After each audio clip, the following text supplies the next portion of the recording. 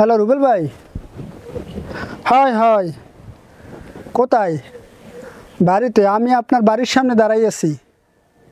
হয়, কাঠের ব্রিজের উপরে। একটু আসেন, কথা আছে ভাই, জরুরি কথা আছে। আচ্ছা, ঠিক আছে।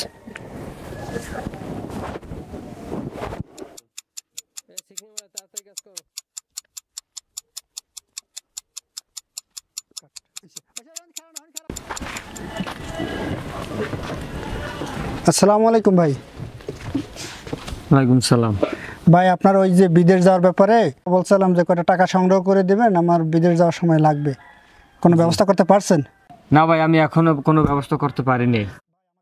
যেভাবেই হোক একটা ব্যবস্থা করে দেন, কারণ কালকে আমার হচ্ছে লাস্ট টাইম, আমার বিদেশ যাইতে হবে। যদি আপনি ব্যবস্থা করে না দিতে পারেন তাহলে আমার যাওয়াটা বন্ধ হয়ে যাবে ভাই।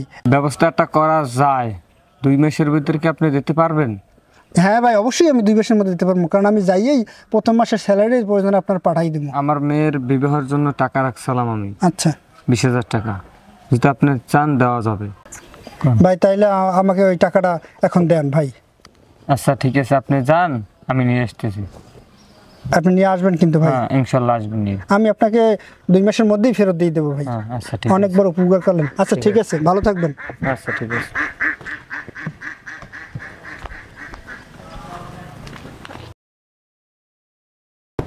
আসলে আমাদের এখানে থাকবে মহাজ্জেন, সেগুলি জায়গায় রুম হবে একটা এই জায়গায়। হ্যাঁ, এই কোড়াটাই। হ্যাঁ, আর এই জায়গায় একটা এসি হবে এই জায়গাটা। আচ্ছা, আর এই সাইড একটা মহিলাদের জন্য একটা আলাদা এটাও এসি সহ জি, এটা এসি সহ হবে। হ্যাঁ, সুন্দর হবে।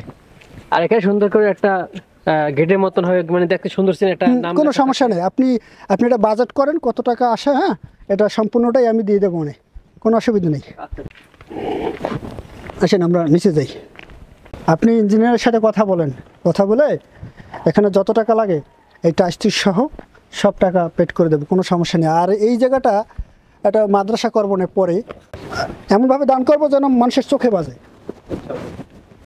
বেলাল ভাই দাঁড়ান।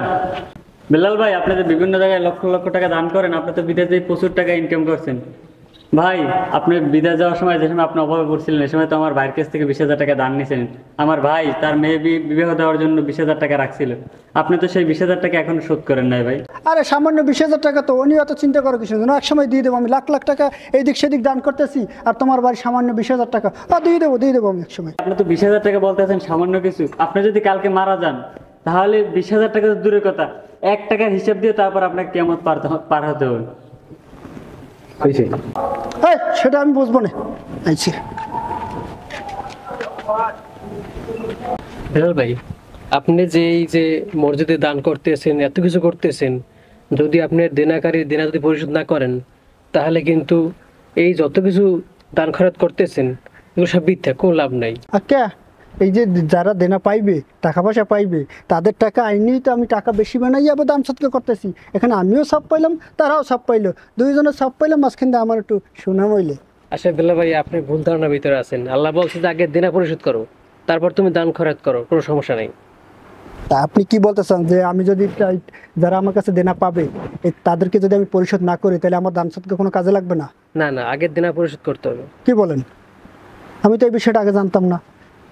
যাই হোক, আজকে যখন আপনি আমাকে বললেন, আমার বুঝে আসছে, তাইলে আগে পরিশোধ করতে হইবে, দেনা পরিশোধ করতে হইবে, তারপরে আমার দান সৎকার করতে হইবে, তাই তো? জি, জি। যাক, আলহামদুলিল্লাহ। তাহলে আজকে আমি যারা যারা টাকা পাইবে তাদেরকে সবার টাকা পরিশোধ করে দেবো। চলেন, আজান দিয়েছে, ওযু করে নামাজ পড়ে তারপর তাদের বাড়ি যাইয়া টাকাটা আমরা দিয়ে আসবো অনেক।